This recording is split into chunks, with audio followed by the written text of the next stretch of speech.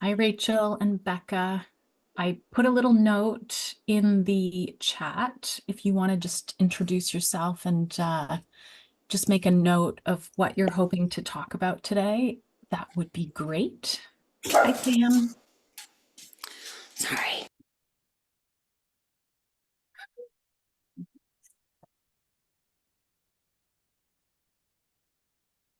We will get started soon. I just want to give people maybe 1 or 2 more minutes to join in.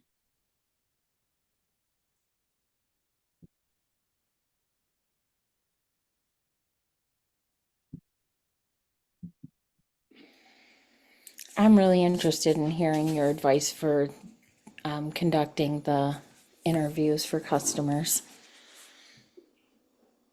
Well, I hope I have some good things to share. I'm sure you do.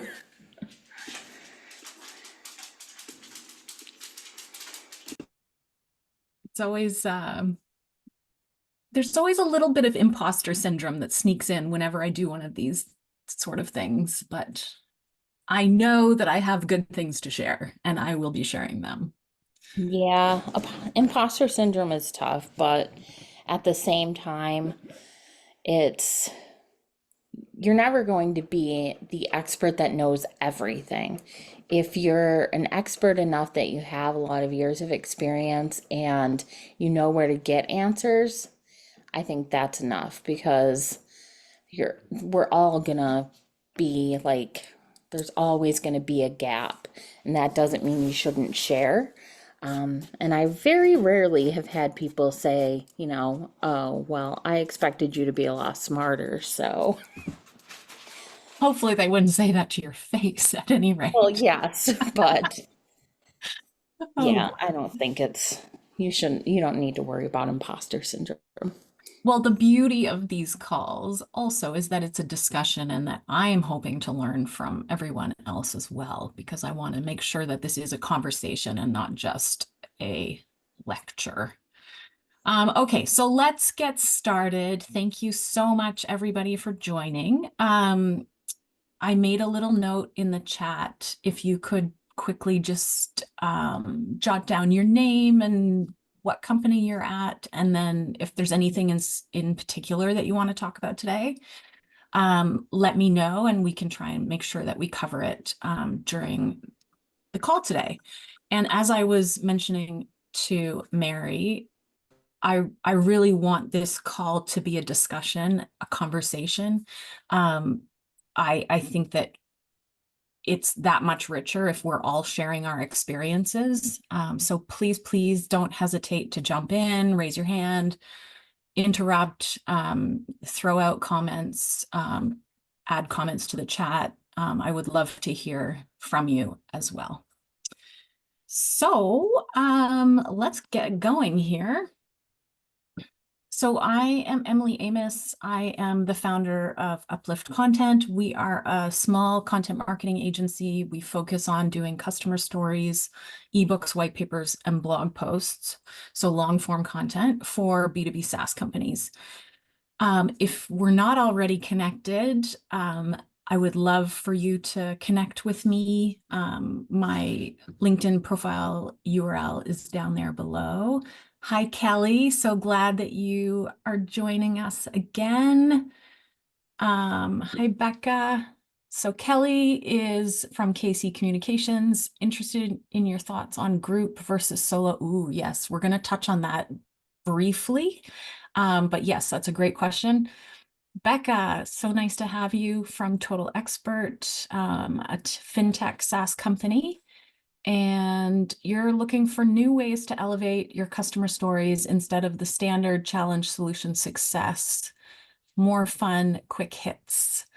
Yes, we can talk about that for sure at the end. But I am going to be doing a presentation, a mastermind session exactly on this topic a bit later.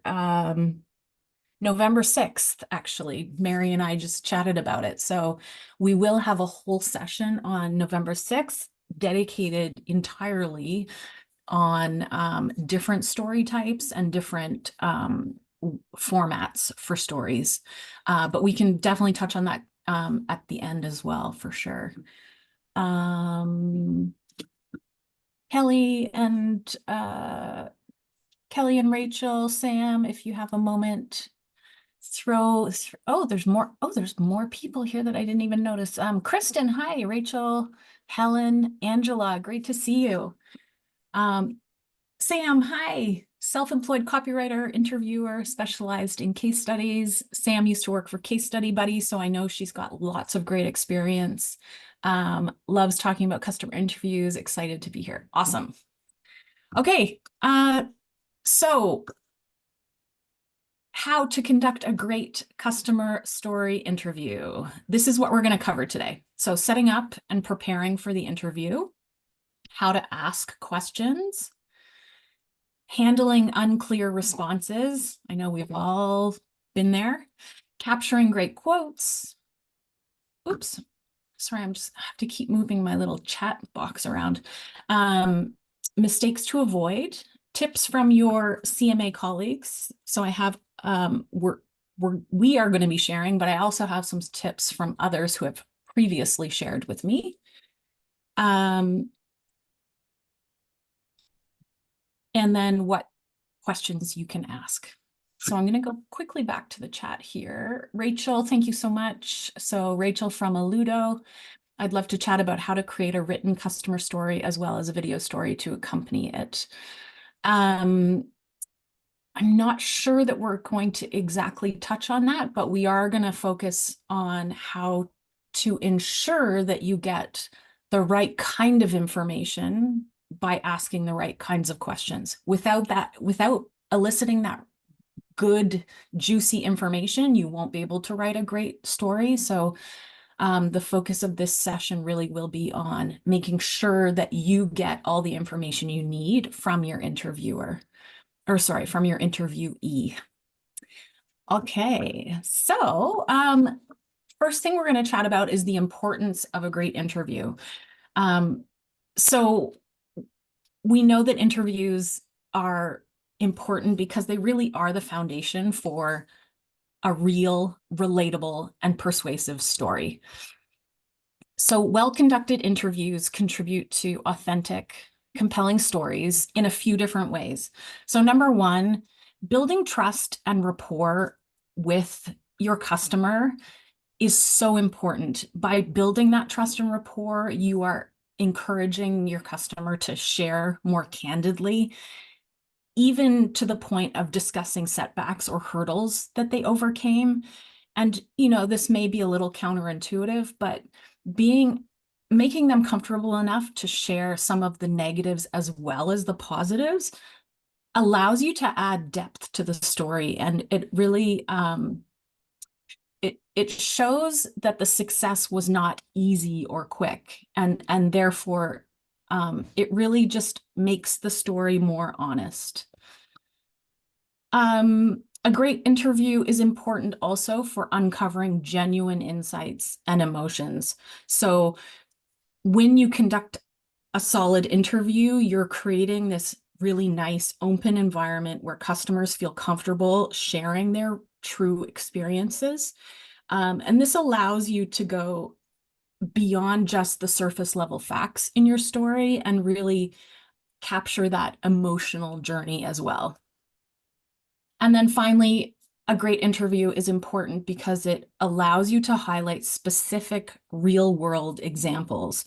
So being able to get concrete details and examples really makes the story more relatable and credible. So tips for setting up the interview. This is kind of, it's often overlooked, but it's so important for setting the stage for a good interview. So keep in mind, of course, that the customer is giving you their time to interview them. And so we want to make sure that the process is as easy and clear and painless as possible. So there's a number of ways that we can do that. The first one maybe sounds a bit silly, but I can't tell you how many times I've had people setting up calls and they'll say 2 o'clock, but they either won't tell me the time zone or they'll use their own time zone. And I think it's just a nice gesture when you're setting up an interview with your customer is to make sure you know what time zone they're in and provide times in their own time zone so that they don't have to do the math and they don't have to guess. And we don't have to make that mistake of putting the wrong times in the calendar. In the email, when you're setting up the interview, make sure that you let them know what to expect before the interview, during the interview, and after the interview. That just helps set them at ease a bit. Also, make sure that you reassure them that they have 100% control over what gets published. You will show them the draft and allow them to review and approve it before it goes live, so they don't need to worry in that regard. If possible, try and limit it to just 30 minutes. I think 45 minutes would be the absolute max. And the fewer people on the call, the better. Who was it that asked about solo versus Kelly. So solo versus group interviews. So in my opinion, the fewer people on the call, the better. I have been on interviews where there are, 2 or 3 people on the interviewee side, and then 2 or 3 people on the interviewer side. And honestly, it's just way too much. In my opinion, ideally, it's just 2 people, the interviewer and the interviewee. But I'm going to pause here. I would love to hear other people's thoughts on this. Hi, Rachel here from Aludo. We try and keep our numbers down as well. So for me, the product line I work on is pretty technical. So I loop in the product marketing manager. They have more in-depth knowledge of the product and know the questions to ask to dig deeper to get the information we're looking for. So it really is 3. And I find the conversation smoother, it's more relaxed and casual. We have done it too, where we've had more and the conversation just seems more stilted. So for us, less is better. Yeah, I would agree with you.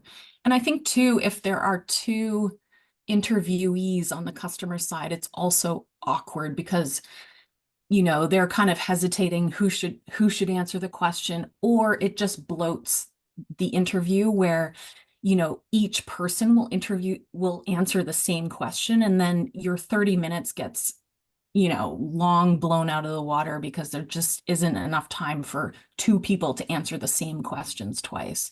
It's tricky. Anybody else want to chime in? Yeah, can I chime in, Emily? Of course, I'm yes. here. Thank you. Yeah, I had a situation a few weeks ago where there were 5 people on the interview, which alarmed me. Because I agree with you, it's best just to keep it to 2 if possible. Or maybe 3. But this was a situation where I couldn't actually interview the customer, only the client and the client's partner company, so not the end user. So what I ended up with were 2 representatives from the partner company, 2 representatives from the client company, and also the advocacy manager of the client. Now, the advocacy manager, she was there because this was my first case study with them. Yeah. So I understood that, and she was there for my benefit as much as anything else. And she was very good. She kept in the background and just chipped in once or twice. I did say at the beginning, let's just make the conversation, I would lead the conversation, and the main engineer would be the interviewee, and then others could chip in if necessary or ask questions at the end. So I tried to establish, who the main speakers were. Yeah. that helped. Yeah. And actually, at the end, I wasn't unhappy that the others were there, because the other representatives from the client company they knew the customer very well. Yeah. And they could speak on their behalf, which the engineer couldn't.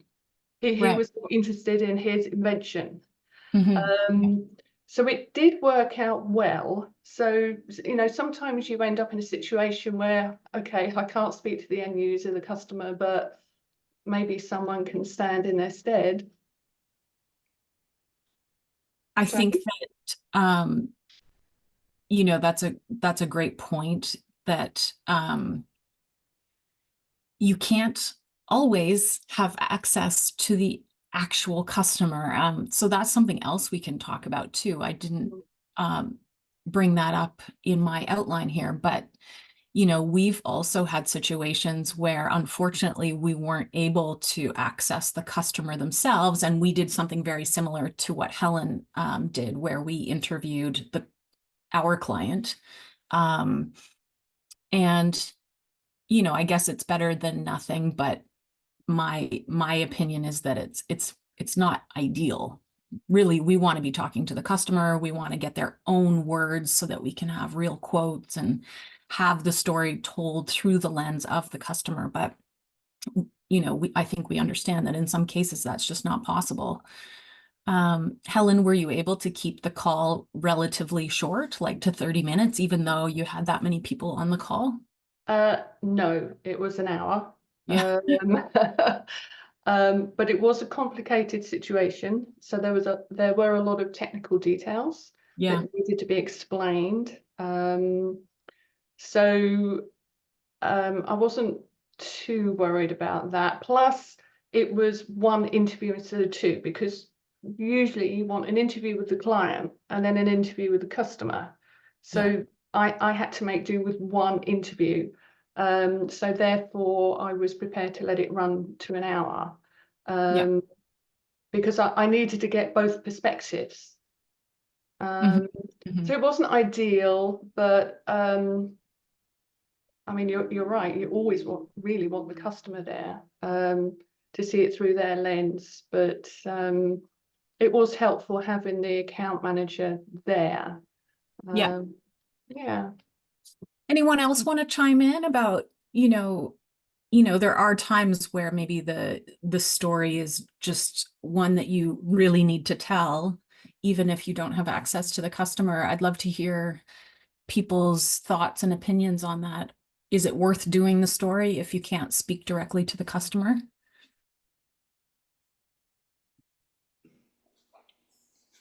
I would say at least to have the story to use internally or to share with sales, to well, it depends on the use case as well, because you want to make sure that it aligns with your goals and what you're spending your time on, of course.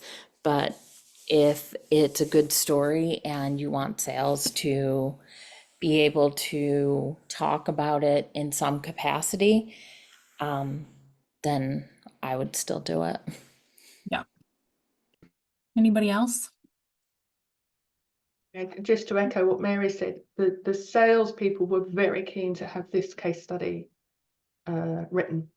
Yeah. So they would find it very useful in their processes. So I think they were driving it, but the advocacy manager agreed to it. Yeah. Okay, let's move on. So another debate is around whether you should send the interview questions to the interviewee ahead of the interview or not.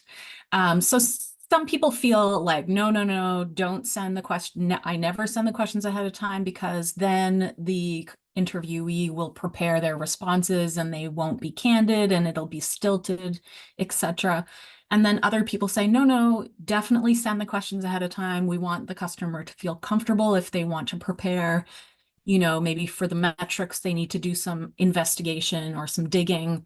I'd love to hear everyone's thoughts, and maybe we can just do it in the chat. Like, tell me Do you send them ahead of time or do you not send them ahead of time?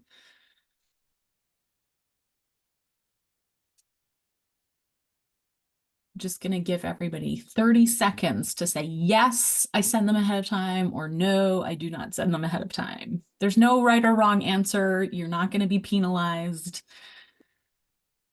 All right, so we've got, let's see here. So we've got an overview, sending an overview, send a few, but never all, send ahead of time, 90% of the time, yes. I always try to send them ahead of time. I've done both. I give customers a theme or topic, but don't send them specific questions. Okay, this is really interesting. And this is what I found. I did a poll on LinkedIn a while back. And this was the result of the poll, which I think actually is fairly representative of what you've all said here as well. So this was probably a couple of months ago now, but 61% yes, they send all of the questions.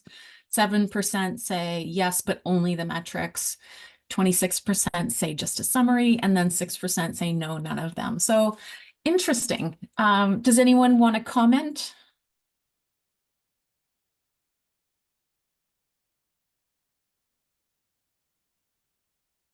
All right, let's carry on then.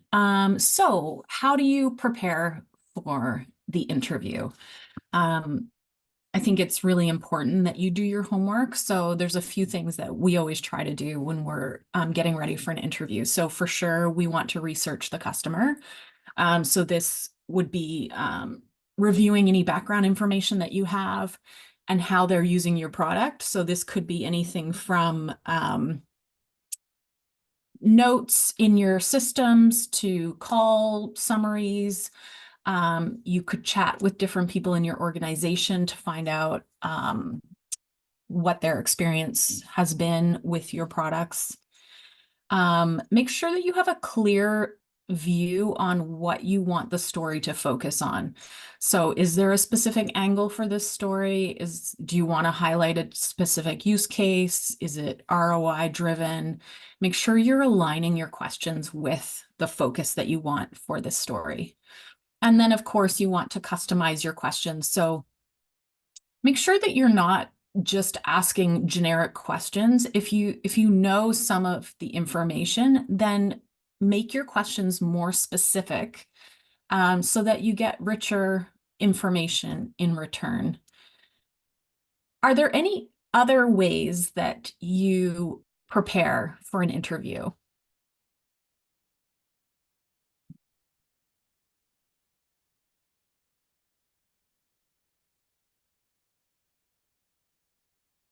Anyone? Kristin, Angela, Sam, Kelly? Yeah, Emily, I think one other step might be aligning with our content marketing team or product team to understand if there are any talking points or campaigns that they're developing that this customer could also contribute to. That is great. I'm so glad you brought that up. That is rarely mentioned when I'm hearing people talk about this kind of thing. So thank you. Anybody else? A lot with one client, they usually like me to do a pre-interview with the sales liaison or whoever is their major liaison with the client, so that Yeah. I can find out, kind of like the content marketing angle, like, is there anything that they need in terms of a case study to highlight, like a particular feature of their product or something, so that it is really what the salespeople will need and can use. Yeah. So that's my. Okay, perfect. I spoke to Natalie Galat. I don't know how to pronounce her last name. A while back. She's a customer lifecycle and growth manager at Artera, and she suggested a couple of things as well. So ask the CSM or account manager about the account. review the account details in the CRM or customer management tool, and then customize your interview questions to ensure that they align with with the story that you'd like to tell, as well as your company's goals and the customer's successes. So another important aspect that we don't often talk about is just the fact that it really is important to build some rapport with your customer. Even if, you've perhaps never met them before, it's even more important to build that rapport and make them feel comfortable. And there's some really easy ways to do that. I always ask about the weather. I know it's such a dumb question, but you know what? It's a universal icebreaker. I'll also maybe, like, if I can see a sunny window behind them, I'll be like, oh, it looks nice and sunny, where you are. What's the weather like? It's just the easiest icebreaker. And I can't tell you how many times you can tell people are anxious and then they just relax. It's miraculous. Smile and be friendly. Don't forget that part. It's so important. Make sure that you also, when you first get on the call, explain the purpose of the interview, what's going to happen, and all of those things so that they have a good sense of what's coming. And remember to be natural and conversational. During the interview, make sure that your body language is friendly and that you're actively listening. So make sure that you're like smiling and nodding.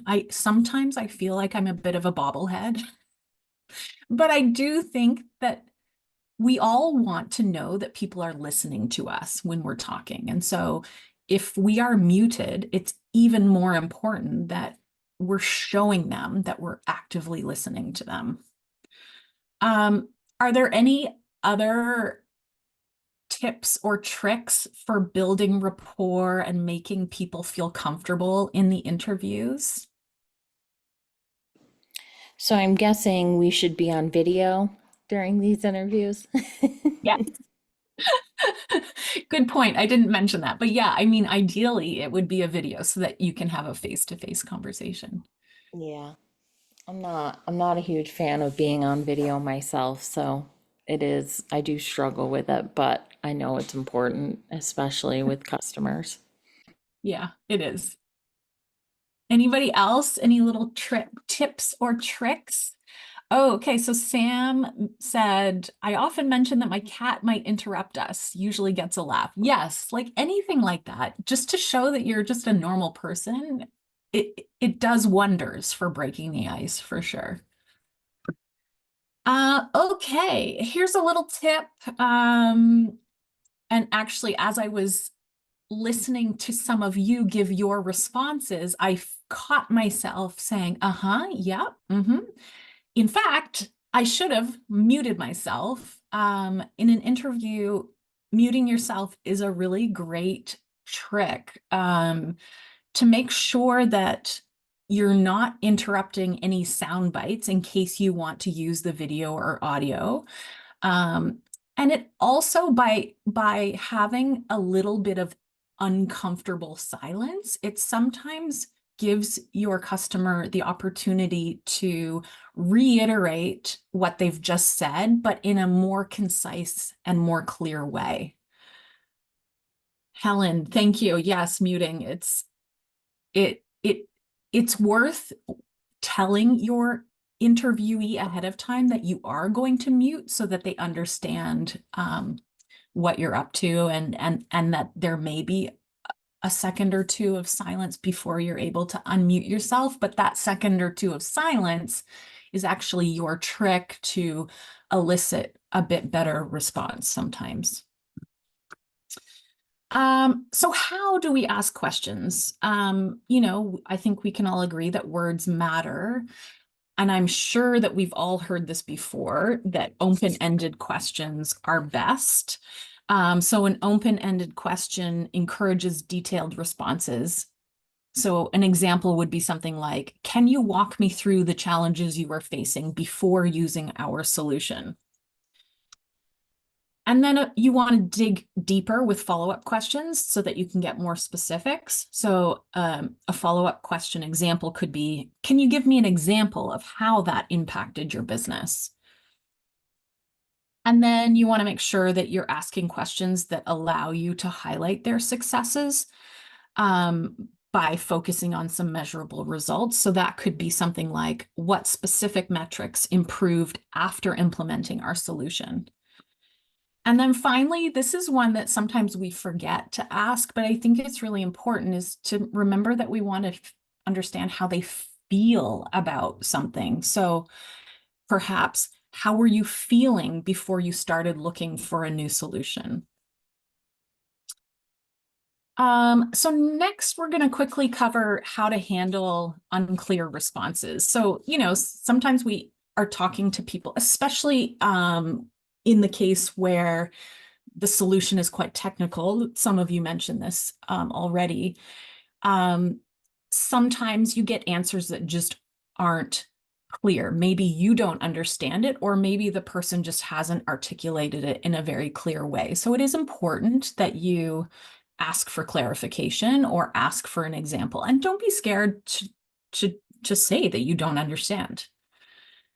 Ultimately it is up to you. Like, these are your 30 minutes. This is your time to make sure that you get the information that you need. So make sure you keep the conversation more or less on track, keep a close eye on the time, and don't be afraid to ask for clarification.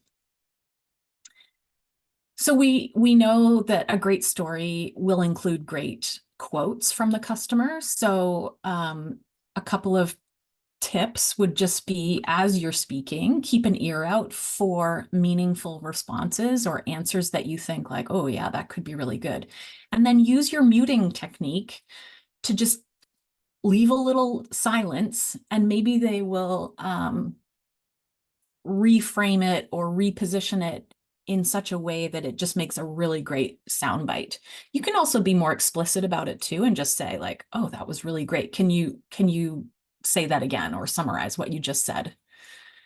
And then, of course, also, if you hear something that you think would make a great quote, you can ask a few more follow-up questions to get a bit more specific, or again, to kind of create that ideal quote that you're looking for. Here's just a few random to-dos and don't do's when you're doing an interview. So one thing that you should do is make sure you remember to thank them for spending the time to do the interview with you, and just remind them of what the next steps are. Don't under prepare for the interview. I think it's easy sometimes to just forget and just have a conversation. And conversation is good, but you still have to make sure you're covering all your key points. So make sure there is some structure, and make sure that you are prepared. Don't interrupt. So this goes back to our muting technique. And don't fail to clarify. So make sure you're asking for specifics and examples.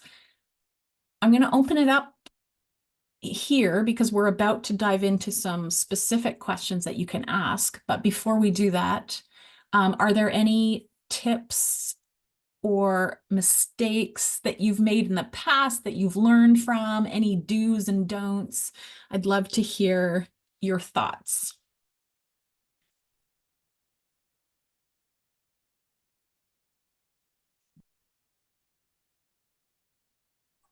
Emily, I'm going to echo that. I think the muting idea is great. There have been times where I thought my customer stopped talking, and then I started talking, and we talked over each other, and it just became this unprofessional snowball. So the mute with a long pause just to confirm that we've finished our thought is a great tip. Yeah. It's hard, right? We hate silences, and we're doing that right now too, right? Like I'm throwing it back to you all, and there's a bit of a pause and I'm like, I'm uncomfortable. I'm like, oh, I really hope somebody's going to talk. But I need to let the silence be in order to make sure that I'm giving people the chance to speak. Anybody else?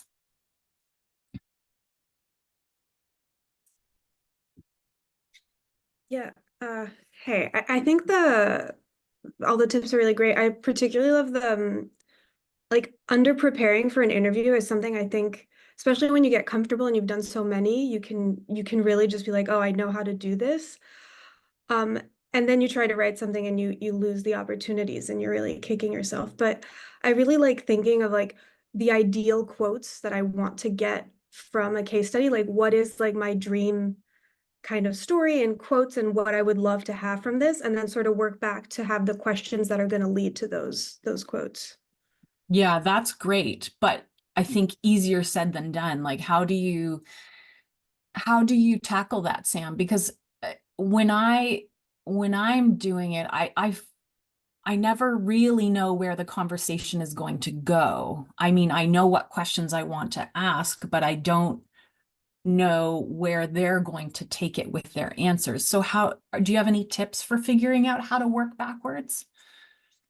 I mean, I guess it depends on the tool and how complex it is and things like that. But like, for example, I'm working with a client now, and one of their dream quote is like, it just works, we don't have to think about it. And so like I asked, like, what's your day-to-day like now? How does this compare to before? And 9 times out of 10, they're like, yeah, I don't think about it. It just works, which is great. I don't even have to fish for it, but it is like just kind of putting them in the situation of like, we struggled before, we don't now. So it's Yeah. really just thinking about the story, I guess. Yeah. Kristin added, I like asking customers, how would you describe our product to colleagues to stay honest about the customer perception and source keywords and phrases? Do you want to elaborate a little bit, Kristin? Yeah, I think in SaaS world, we're always assuming or have opinions about how our product is saving lives and changing lives and things like that. But sometimes it gets a little technical and we forget that our audience might not be as tech savvy as we are when we speak. So just having that pulse check of, and this kind of goes into the Sam's comment about sourcing that perfect quote, is that we know that this testimonial, this one-liner is going to help us in our lead gen and our renewals. So just kind of setting them up and seeing what happens. And sometimes this helps us understand that we started missing the mark, or there's an uncovered value prop that we haven't really thought about before. Yeah, that's a great point. And actually, I was on a webinar yesterday. Sam Shepler from Testimonial Hero and Dan Kalmar from Testimonial Hero, previously from Uplevel, the Influitive case study group. Anyway, they were doing a webinar with the Captivate Collective ladies, and Dan mentioned what he calls the curse of knowledge. I think it's a term that maybe other people use as well, but I hadn't heard it before. But essentially, the curse of knowledge is this idea that once you've been in it, once you've been working for a company for a while, you forget what you didn't know beforehand, right? So there's this understood level of there's a level of understanding that you have that isn't what like someone new to your product would have. And so it's hard to take yourself back to that day when you were just learning about it. So they call it the curse of knowledge. But I think it's a really important point to keep in mind when you are conducting an interview, because you and the interviewee have the curse of knowledge. And so that might impact the clarification questions that you might ask. Okay, so let's dive in. We're going to talk about 26 interview questions that you can customize for your own stories. We're going to cover kind of the intro warm-up questions, the before, during, and after questions, and then a few bonus questions for specific story types. So the first question that I always like to ask is, can you briefly tell me about yourself and your role? I think brief is pretty good. Sometimes people really go on and on. I don't think that's necessary, but it's an important first step. And then number two, what's most meaningful to you about the work that you do? So this was one that Cecilia mentioned. She thinks that it makes the story more personal and that the answer often aligns with the company's strategic initiatives. So that is a nice rationale for using that question. Helen from Referential really likes, what are you most proud of with this implementation or solution? And she likes to ask it in the beginning of the interview. She feels that it puts the interviewee into a positive mindset, and that sometimes you can get great intel that enables more detailed discussion.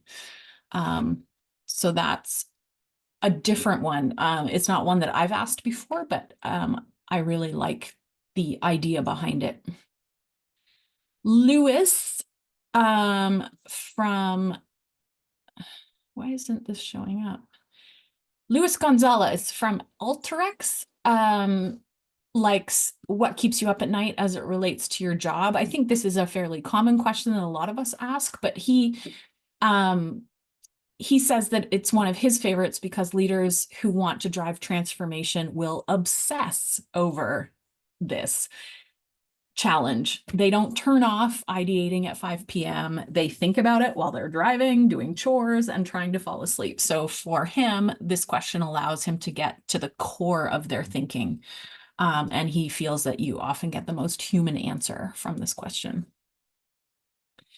What was going on at your company that sent you looking for a solution like this? So this is just a non-threatening way to ask what was working and what wasn't working. And it also just brings some context to the conversation and the story. So here are some kind of challenge-related questions. So number 6, before you landed on our solution, how did you try to solve the problem? What criteria did the new solution need to meet? What were the top 3 things that you wanted to achieve with the new solution? What are the 3 biggest reasons you chose our solution over competitors and the option of doing nothing? Number 9 just gives you a nice little peek into the customer's buying decision. So this is a nice little tip from Kaylee from Slap 5. So she uses a concept called rapid framing, and she feels that this helps elicit prioritized responses. So instead of saying, why did you purchase this solution? Instead, you're going to say, what are the top 3 reasons that you purchased this solution from us instead of another vendor? And this just allows people to create little signposts in their minds as they're shuffling through the information that they want to share with you. And it allows people to better prioritize what the biggest issues were, or the biggest wants. Number 10, when did you first start working with this company? And how did you come up with the implementation plan? What was the process like? What challenges did you hit along the way? And how did the company help you through it? So this one is one that Jeff from Slap 5 really likes. And he always makes sure that he asks these in reference calls as well. He feels that by asking about some of the negatives, that it really goes a long way towards building trust. So I would encourage you to try it out if you're not already using it. Number 13, what changes did you notice early on? How did things progress? Can you tell me about how you're using our solution and how it helped you? Number 15, was there anything that surprised you or stood out to you about our solution? how has our solution made your job easier? And of course, a follow-up could be, you know, what about your department? What about other departments? What about the company as a whole that has made that the solution has helped? We've got number 17, what has your personal experience been like working with the solution or the team? If you couldn't use our solution ever again, what would that be like? So this is a kind of a lighter one. It's a more personal one. It evokes more emotions. Gabriella she's a freelance marketing consultant. She really likes it because she feels that it gives her a lot of great sound bites. Another tip from Kaylee is creating distance. So say to your customer at the beginning while you're preparing to launch into the interview itself, say, assume I know nothing. This encourages the customer to provide more context, which is where the golden nuggets really come out. And this is kind of coming back to that curse of knowledge that we talked about a little bit earlier. So now we're in the after stage. So this would be kind of the results or outcomes section. So what would you consider to be the biggest success of your relationship with the company? What can you do now that you couldn't do before? So this is great for that before after context. This is also great if you're struggling to get concrete numbers. Having a before after can be a good substitute. Where have you seen the biggest increase or impact? And then, of course, you want to follow that up with, can you quantify those results? For example, and so this follow-up question helps you encourage the interviewee by mentioning some specific metrics or outcomes. It's always good to give a few examples just to get them thinking in the right direction. What have these metrics or results or outcomes meant for your business? This is a great way to give the interviewee an opportunity to explain how the results are personal and meaningful. And you can follow up with, were you expecting to see the type of results you experienced? And then we've got, how has the company evolved with you? How has it managed to remain your ideal solution both then and now? So this is a nice question if you're planning on writing a future section at the end. It'll help you kind of work towards that future state. And then a follow-up question could be, can you think of an example of how working with the company has changed your thought process or strategy or the way that you do business? And 24, what unexpected benefit did you find, or what did you learn along the way that you'll take with you through your career? So this was a favorite from Erin at Broadcom. She likes it because it gets the customer excited about what they do. And 25, if another company asked you if you would recommend working with us, what would you say and why? So this is a good way to get the interviewee to provide quotes that summarize the company's value props succinctly. And then the final question that I always encourage people to ask is there anything you wish I'd asked? And this is a favorite from Cindy at Calibra. It also can give you some of your best quotes because people know you're wrapping up, and so they want to summarize how they feel about your product. I missed some of the comments here. So Rachel, the up all night question is also a great insight into what might be trending hot topics or pains for the customers that you can take back to the rest of the marketing team, sales, and even product. Yes, 100%. I know we're getting close to time here, but I wanted to show you also a few bonus questions which are related to different types of stories that you might want to tell. So depending on what you want the focus of your story to be, you can mix and match these questions that I'm going to show you here. So if you know that you want to tell a use case story, You might want to ask questions like, what are the different ways that you're using our solution? Or why are these particular use cases so important to your business? What advice would you give other companies when it comes to helping? Oh, sorry, I missed. We're on adoption stories. So if you want to tell a story about adoption, here are a few questions you might want to ask. How did you work with the company to ensure adoption? What challenges did you face when trying to get the intended users to adopt our solution? And how did you solve them? What advice would you give other companies when it comes to helping their intended users adopt this technology? I think I'm gonna skip the next ones. So I have the competitive steel story, and I have advice or best practices, and I have thought leadership. So I'm gonna be sending this to you after the call, so you can review these questions then. But I wanted to make sure we do have a little bit of time for Q&A. Cindy was on my call on my mastermind last month, and she shot me a note with this question, and I'd love to hear your thoughts on it. So her question was, how do you balance all of the internal stakeholders in terms of their asks for specific questions? We run into issues where the product marketers are insistent on the customer saying certain things or using the language we use when it's not authentic to the customer. How do you suggest managing that dynamic well or better? I would love to hear, I don't have an answer for this. I would love to hear your thoughts. There needs to be brand alignment. Your content marketing team owns the voice, right?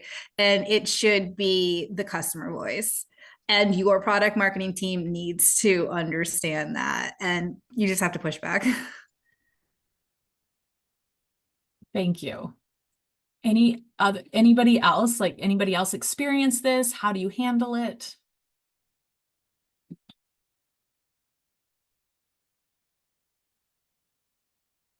Hello, Heather. Anybody else?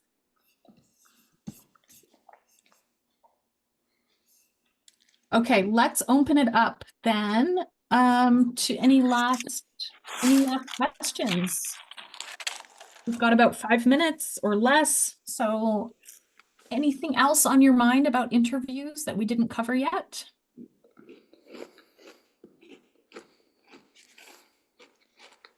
I can hear somebody eating their lunch. Was it you, Mary? What? No, of course not. Anybody? Any last questions? Okay, well, I think we should wrap it up then. Thank you so much, everyone, for joining. I will be doing another session in a month from now on October 9th on how to use AI to scale your customer story production. So I hope you can join then. All right, have a good day, everybody. Thank you so much, Emily. This is Thank great. you. Okay, Thank bye-bye. you. Bye. Bye.